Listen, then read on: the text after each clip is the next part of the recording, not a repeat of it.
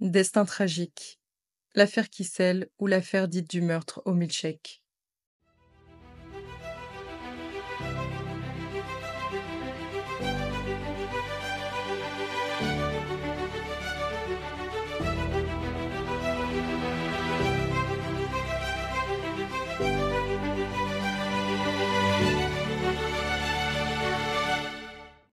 Bienvenue dans ce nouvel épisode de Destin tragique, le podcast qui explore les parcours captivants et souvent tragiques de personnes connues ou inconnues à travers le monde.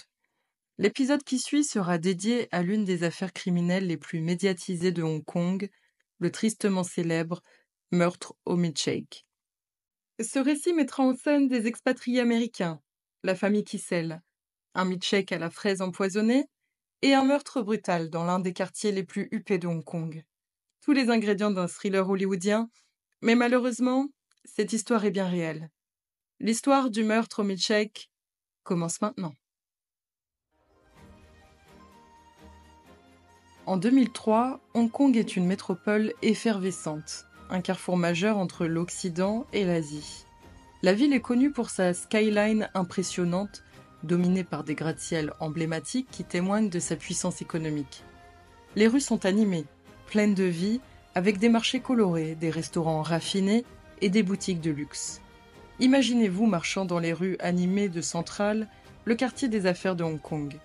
L'air est chargé d'une énergie frénétique, les hommes d'affaires en costume se pressent vers leurs bureaux, tandis que les touristes s'émerveillent devant les vitrines luxueuses. « Dépêche-toi, on va être en retard pour la réunion avec les investisseurs de Shanghai !» Mais derrière cette façade brillante se cachent également des inégalités sociales marquées. Les quartiers huppés comme Tai Tam, où résident les protagonistes de cette histoire, les Kissel, contrastent fortement avec d'autres zones moins favorisées. Dans ces complexes résidentiels luxueux, les expatriés vivent dans un confort ostentatoire, profitant d'une vue imprenable sur la baie. La communauté expatriée de Hong Kong évolue dans une bulle privilégiée.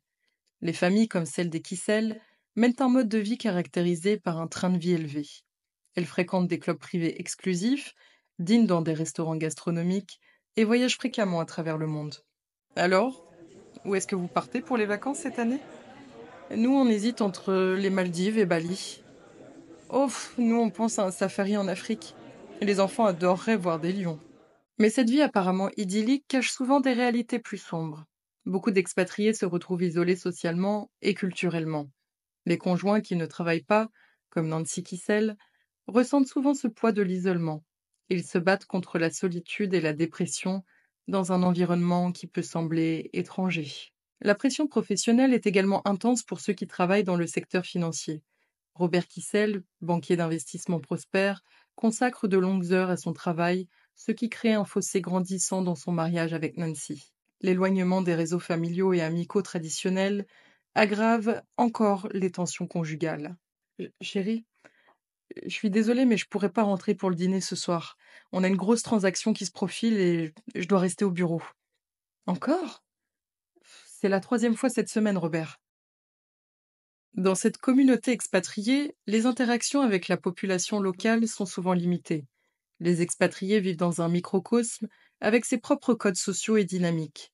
Cette séparation culturelle peut renforcer les stéréotypes et créer une distance entre les différentes communautés. Intéressons-nous maintenant à l'histoire des Kissel. Elle commence aux États-Unis, où Robert et Nancy Kissel se rencontrent pour la première fois. Robert, né en 1964, est originaire de New York. Brillant étudiant, il obtient un diplôme en ingénierie optique de l'université de Rochester en 1986. Nancy, née Nancy Kaeshin, née en 1964 dans le Michigan. Elle a un parcours plus atypique. Après avoir abandonné ses études à la Parsons School of Design, elle travaille comme manager dans plusieurs restaurants new-yorkais. C'est en 1986, lors de vacances dans un club med aux îles Turques et Caïques, un archipel paradisiaque au sud des Bahamas, que Robert et Nancy se rencontrent. Nancy, alors âgée de 22 ans, travaille comme serveuse dans le complexe hôtelier. Robert, fraîchement diplômé, est en vacances. Le coup de foudre est immédiat. Excusez-moi, mademoiselle, est-ce que vous pourriez me recommander un bon cocktail ? Bien sûr. Que diriez-vous d'essayer notre spécialité, le Sunset Dream ? Leur relation évolue rapidement. En 1987, Robert s'inscrit à la School of Business de New York pour obtenir son MBA. Pendant ce temps, Nancy poursuit sa carrière dans la restauration, devenant même directrice générale du Doc's Restaurant sur Broadway. Le couple se marie ensuite en 1989, toujours à New York. Ils semblent prêts à conquérir le monde. Les premières années de leur mariage sont marquées par la réussite professionnelle de Robert. Il travaille d'abord dans l'entreprise familiale de Tonnerre, puis se lance dans la finance. En 1997, une opportunité se présente à Hong Kong avec Goldman Sachs. Les Kissel, désormais parents de 3 jeunes enfants, décident de faire le grand saut. À Hong Kong, la famille Kissel s'installe dans le luxueux complexe résidentiel Parkview. Robert gravit rapidement les échelons chez Goldman Sachs, travaillant dans le groupe des situations spéciales pour l'Asie. En 2000, il est débauché par Merrill Lynch pour diriger leurs activités de dette en difficulté en Asie au Japon. Nancy, quant à elle, s'implique dans la communauté expatriée. Elle devient vice-présidente du conseil des parents d'élèves de l'école internationale de Hong Kong, où sont scolarisés leurs enfants. Elle organise des fêtes somptueuses et se fait rapidement une réputation d'hôtesse accomplie. De l'extérieur, les Kissel semblent vivre le rêve américain à Hong Kong. Robert gagne un salaire mirobolant de 175 000 $, plus des bonus annuels moyens de 2 millions de dollars. La famille vit dans un appartement luxueux, avec personnel de maison, et profite pleinement des avantages offerts aux expatriés de haut rang. Mais derrière cette façade brillante, des fissures commencent à apparaître dans leur mariage. Nancy se sent de plus en plus isolée et déprimée, tandis que Robert s'immerge dans son travail. On est en juin 2002, dans le luxueux complexe résidentiel Parkview à Hong Kong, quand Nancy Kissel organise l'une de ses fameuses soirées, réputée dans toute la communauté expatriée. L'appartement des Kissel, avec sa vue imprenable sur la baie, est décoré avec goût. Les invités, principalement des banquiers et leurs épouses, sirotent des cocktails haut de gamme tout en discutant des derniers potins de la haute société hongkongaise. Robert Kissel, fraîchement promu chez Merrill Lynch, arbore un sourire de circonstance. Il discute affaires avec ses collègues, vantant les opportunités du marché asiatique. Nancy, dans une robe de designer, virevolte d'un groupe à l'autre, s'assurant que chaque invité se sente spécial. Vous savez, je pense que le marché chinois va exploser dans les prochaines années. C'est le moment d'investir. Oh, vous devez absolument goûter ces cannes à pui. Le chef les a préparés spécialement pour ce soir. Soudain, un bruit de verre brisé attire l'attention. Nancy a laissé tomber son verre de vin. Elle s'excuse, riant nerveusement, mais Robert remarque que ses mains tremblent légèrement. C'est le 3e verre qu'elle boit en moins d'1 heure. Oh, je suis tellement maladroite. Vous inquiétez pas, je vais nettoyer ça tout de suite. Ce moment, apparemment anodin, est révélateur des tensions qui commencent à se manifester dans leur couple. Nancy, malgré son sourire éclatant, lutte contre une dépression grandissante. L'isolement de la vie d'expatriée pèse lourdement sur elle. Plus tard dans la soirée, alors que les invités commencent à partir, Robert trouve Nancy dans la cuisine, en train de vider discrètement une bouteille de vin. Il lui lance un regard désapprobateur, mais ne dit rien devant les derniers invités. Une fois seul, la façade s'effondre. Robert confronte Nancy sur sa consommation d'alcool. « Tu peux pas continuer comme ça, Nancy. Que vont penser les gens ?»« Les gens ? C'est tout ce qui t'importe, n'est-ce pas ? Ton image, ta carrière.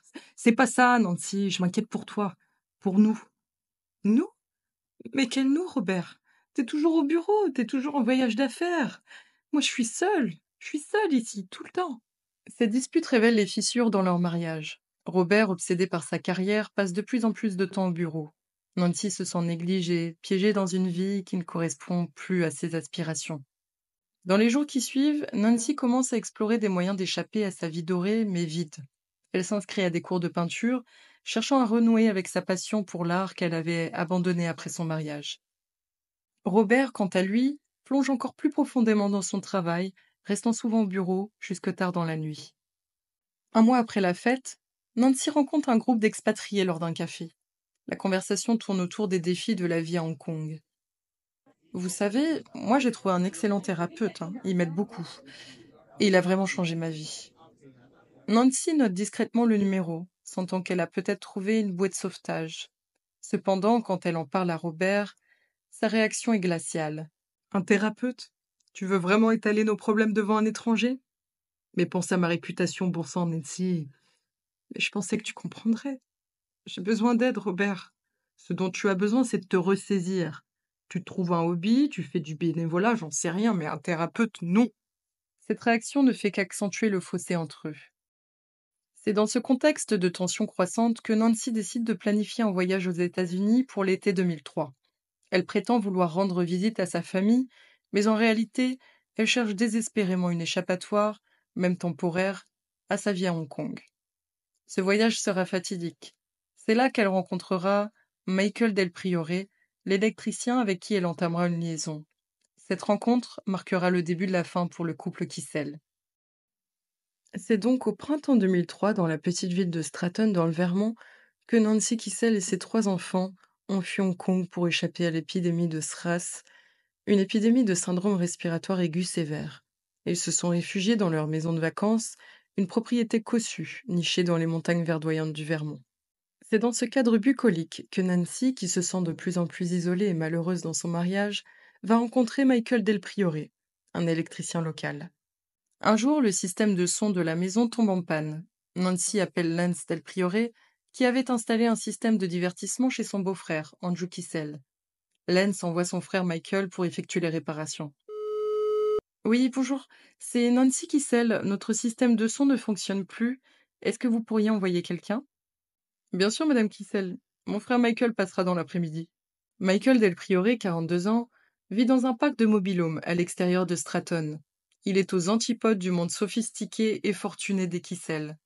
Pourtant, quelque chose se passe entre Nancy et lui. Bonjour, Madame Kissel. Je suis Michael Del Priore. Je viens pour le système de son. Oh, entrez, je vous en prie. Je suis tellement soulagée que vous ayez pu venir si vite. Nancy trouve en Michael quelqu'un qui l'écoute, qui la comprend.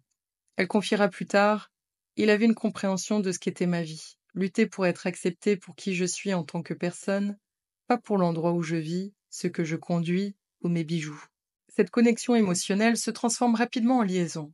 Nancy, qui se sent négligée par son mari Robert, trouve en Michael l'attention et l'affection qu'elle désire désespérément. La relation s'intensifie rapidement. Les relevés téléphoniques montreront plus tard que Nancy a appelé Michael 52 fois en septembre 2003 et 106 fois en octobre. C'est une véritable frénésie de communication, révélatrice de l'intensité de leur relation. Michael, c'est moi. Tu me manques tellement. Mais cette relation n'échappe pas à l'attention de Robert Kissel. Suspicieux, il engage le 6 juin une agence de détectives privée, Alpha Group Investigations, basée à New York. Frank Shea, le président de l'agence et ancien détective de la police de New York, envoie l'enquêteur Rocco Gatta pour surveiller Nancy à Stratton. Un jour, Gatta voit Michael Del Priore arriver à la maison et appelle immédiatement Shea, qui est justement au téléphone avec Robert. « Monsieur Shea, un homme vient d'entrer dans la maison. Il correspond à la description de Del Priore. » Robert, furieux, appelle Nancy sur le champ pour la confronter. « Nancy, qui est cet homme chez nous?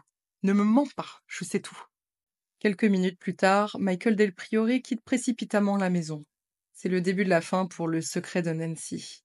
Malgré cette confrontation, la liaison se poursuit. Nancy semble incapable de mettre fin à cette relation qui lui apporte tant de réconfort. Elle va jusqu'à offrir à Michael une montre en or coûteuse, un geste qui ne passera pas inaperçu. Pendant ce temps, à Hong Kong, Robert devient de plus en plus suspicieux. Il installe secrètement un logiciel espion sur l'ordinateur portable de Nancy. Ce logiciel enregistrera des recherches Internet inquiétantes effectuées par Nancy, telles que pilules somnifères, overdose de médicaments provoquant une crise cardiaque, overdose de drogue le 28 août 2003 et Rohypnol le 23 octobre. La situation atteint son paroxysme fin septembre, lorsque Robert découvre les factures d'un téléphone portable secret que Nancy a acquis, donnant comme adresse l'École internationale de Hong Kong. Pour Robert, c'est la goutte d'eau qui fait déborder le vase. École internationale de Hong Kong?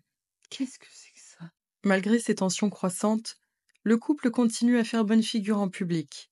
Le 8 octobre, Nancy et Robert assistent à un banquet organisé par l'International Bank of Asia, où l'ancien président américain George W. Bush est l'invité d'honneur. Nancy, dans un geste audacieux, s'approche de la table de Bush, lui tape sur l'épaule et demande à lui présenter son mari. L'ancien président pose ensuite pour des photos avec eux. Monsieur le Président, c'est un honneur. Puis-je vous présenter mon mari, Robert Kissel? Cette façade de normalité cache cependant une réalité bien plus sombre. Nancy continue à communiquer fréquemment avec Michael Del Priore, même après son retour à Hong Kong. Le jour où elle obtient une prescription pour le puissant médicament du viol, le Rohypnol, elle appelle Michael à 7 reprises.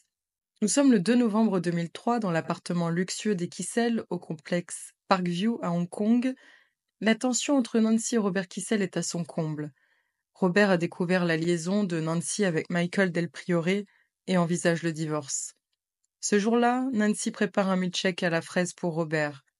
Mais ce n'est pas un simple milkshake. Nancy a mélangé un cocktail mortel de sédatifs, incluant du Rohypnol, connu sous le nom de drogue du viol. Elle demande à leur fille de 6 ans de porter le milkshake à son père, un geste qui sera plus tard considéré comme particulièrement cruel par l'accusation. « Chérie, peux-tu apporter ce milkshake à papa ? C'est sa boisson préférée. » Robert boit le milkshake sans se douter de rien. Peu après, il commence à se sentir somnolent et désorienté. Nancy attend que les sédatifs fassent effet. Une fois Robert inconscient, Nancy passe à l'acte. Elle saisit une décoration en métal qui se trouvait dans leur appartement et frappe Robert à la tête. Non pas une fois, ni deux, mais 5 fois, avec une violence inouïe. Le bruit attire l'attention d'un voisin, Andrew Tanzer. Plus tard, il témoignera avoir entendu des bruits sourds venant de l'appartement des Kissel ce soir-là. Robert Kissel, 40 ans, banquier d'investissement prospère chez Merrill Lynch, meurt sous les coups de sa femme dans leur chambre à coucher. Mais l'histoire ne s'arrête pas là. Nancy doit maintenant faire face à une tâche macabre, se débarrasser du corps. Dans les jours qui suivent, elle achète de nouveaux draps pour remplacer ce taché de sang. Elle emballe soigneusement les objets compromettants dans des cartons. Le corps de Robert, elle l'enroule dans un tapis oriental. Puis, dans un geste d'une audace incroyable, elle appelle la direction de l'immeuble pour faire déplacer ce tapis encombrant dans leur débarras. Bonjour, j'aurais besoin d'aide pour déplacer un tapis très lourd dans notre débarras. Vous pouvez envoyer quelqu'un, s'il vous plaît ? Des ouvriers, ignorant tout du contenu macabre du tapis, le transportent jusqu'au débarras. Le corps de Robert Kissel restera là pendant 3 jours. Pendant ce temps, Nancy tente de maintenir les apparences. Elle donne des explications contradictoires sur l'absence de Robert à sa famille, aux domestiques et aux amis. Oh, Robert, il est en voyage d'affaires, très important. Il reviendra bientôt. Le 6 novembre, elle va même jusqu'à se rendre au poste de police avec son père pour porter plainte contre Robert pour agression, prétendant qu'il l'avait attaqué le soir du 2 novembre. Mais le château de cartes s'effondre rapidement. Robert a manqué une importante conférence téléphonique, ce qui alerte ses collègues. L'un d'eux, à qui Robert avait confié ses soupçons sur l'infidélité de Nancy, signale sa disparition à la police. Dans les premières heures du 7 novembre 2003, les enquêteurs découvrent les restes en décomposition de Robert Kissel dans le débarras. Le 8 novembre, lors d'une perquisition de l'appartement des Kissel, la police découvre 4 boîtes contenant des draps, des tissus, des oreillers et des vêtements tachés de sang appartenant à Robert et à Nancy. Les empreintes digitales de Nancy sont retrouvées sur le ruban adhésif utilisé pour sceller ces boîtes. Le procès de Nancy Kissel s'ouvre en juin 2005 à la Haute Cour de Hong Kong, captivant l'attention du public et des médias internationaux. Pendant 3 mois, la salle d'audience est le théâtre d'un drame judiciaire hors du commun, mêlant sexe, drogue, argent et violence. L'un des moments les plus marquants du procès est sans doute le témoignage de Nancy Kissel elle-même. Vêtue sobrement, elle monte à la barre pour livrer sa version des faits. « Oui, j'ai tué Robert Kissel. Oui, j'ai causé les blessures avec un objet en métal. » Ces aveux directs créent un silence de plomb dans la salle d'audience. Mais Nancy déroule ensuite un récit glaçant de violences conjugales et d'abus. Elle décrit Robert comme un monstre accro au travail, cocaïnomane et alcoolique, qui l'a forcé régulièrement à avoir des rapports sexuels dégradants. Elle affirme avoir agi en légitime défense la nuit du meurtre, alors que Robert l'aurait agressée avec une batte de baseball. L'accusation menée par le procureur Peter Chapman démonte méthodiquement ce récit. Chapman met notamment en lumière les nombreux appels téléphoniques entre Nancy et son amant, Michael Del Priore, dans les jours suivant le meurtre. Le 4 novembre 2003, vous avez appelé Del Priore 7 fois. C'était le jour où vous êtes allé chez le médecin en vous plaignant de douleurs dans tout le corps, sans jamais mentionner de sodomie ou de batte de baseball. Nancy répond à ces accusations en invoquant des pertes de mémoire, ce qui suscite le scepticisme du jury. Un autre moment clé du procès est le témoignage du docteur Annabelle Dittam, qui a examiné Nancy après le meurtre. Le médecin déclare que les réactions douloureuses de Madame Kissel étaient disproportionnées par rapport aux blessures réelles qu'elle a constatées. L'accusation présente également des preuves accablantes de préméditation. Des recherches Internet effectuées par Nancy sur des sujets comme pilules somnifères et overdose de médicaments provoquant une crise cardiaque sont révélées au jury. Le procureur Chapman tisse habilement un récit de cupidité et de tromperie, suggérant que Nancy a tué son mari pour toucher son assurance vie de 18 millions de dollars et rejoindre son amant aux États-Unis. La défense, quant à elle, tente de dépeindre Nancy comme une victime de violences conjugales poussée à bout. L'avocat de la défense, Alexander King, plaide que le traumatisme du meurtre a provoqué chez Nancy une dépression mentale, expliquant son comportement étrange dans les jours suivant le crime. La perte de mémoire de Madame Kissel est authentique. Le traumatisme de ce qui s'est passé a conduit à un effondrement mental entraînant un comportement bizarre dans les jours qui ont suivi. Un moment particulièrement poignant du procès survient lorsque Nancy, en larmes, déclare « Si ce n'était pour ces choses, je serais toujours avec lui. Je l'aime encore profondément. » Cette déclaration semble ébranler certains membres du jury, mais l'accumulation de preuves contre Nancy est écrasante. Après 65 jours de procès et 8 heures de délibération, le jury rend un verdict unanime de culpabilité le 1er septembre 2005. Nancy Kissel est condamnée à la réclusion à perpétuité, la peine obligatoire pour meurtre à Hong Kong. Le verdict suscite des réactions mitigées. Certains voient la justice rendue pour un crime brutal, tandis que d'autres expriment de la sympathie pour Nancy, la considérant comme une victime de circonstances tragiques.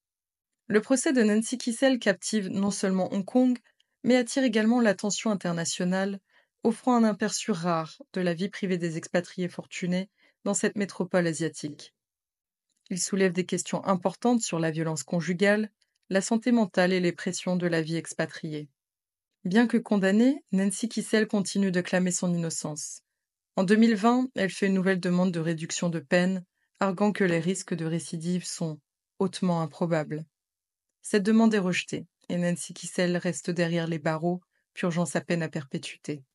L'affaire du meurtre au milkshake a eu des répercussions profondes sur la société hongkongaise, bien au-delà du drame personnel des Kissel.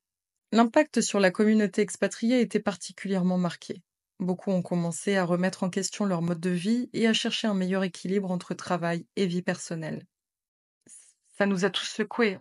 On s'est rendu compte qu'on vivait dans une bulle et que cette bulle, elle pouvait éclater à tout moment. Beaucoup d'entre nous ont commencé à chercher de l'aide, à parler de nos problèmes. Le système judiciaire de Hong Kong a également été mis sous les projecteurs. Le procès a suscité des débats sur l'utilisation de jurys dans des affaires aussi complexes et médiatisées. Sur le plan immobilier, l'affaire a eu un impact sur la réputation du complexe Parkview, considéré jusque-là comme l'un des plus prestigieux de Hong Kong. En effet, pendant un moment, les gens hésitaient à acheter ou à louer à Parkview. L'image du complexe a été ternie, bien que cela se soit estompé avec le temps. Aujourd'hui, près de 2 décennies après les faits, l'affaire Kissel ou l'affaire dite du meurtre au milkshake continue de fasciner et d'intriguer, rappelant que même dans les milieux les plus privilégiés, des tragédies sombres peuvent se produire derrière des façades en apparence parfaites.